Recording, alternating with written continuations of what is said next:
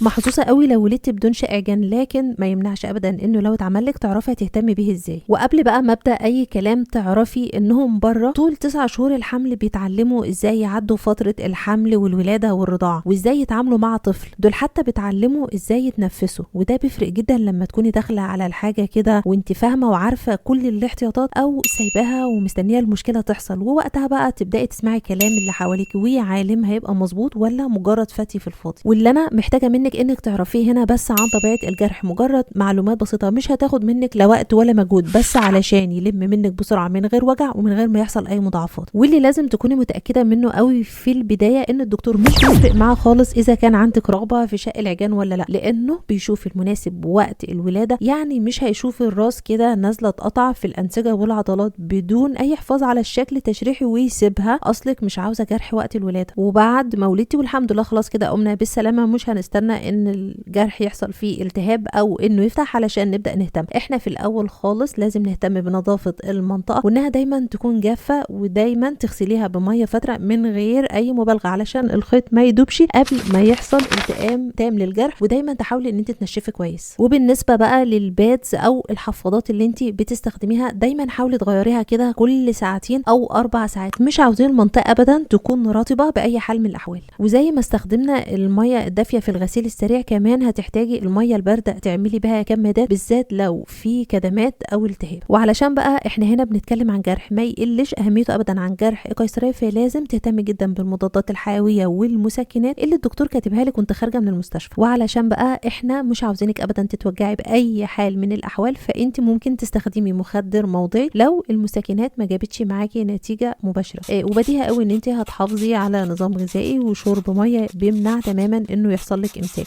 ومش هننسى ابدا ان احنا نزود بروتينات علشان بتزود الهيلينج، وكمان بتعمل التئام للجرح بسرعه. وفي الاخر حتى لو انت والده قبل كده قيصري، وارد برضو انك تولدي طبيعي ويتعمل لك شق عجان، علشان محدش كبير على طلق اللي مش بيميز بين طبيعي وقيصري.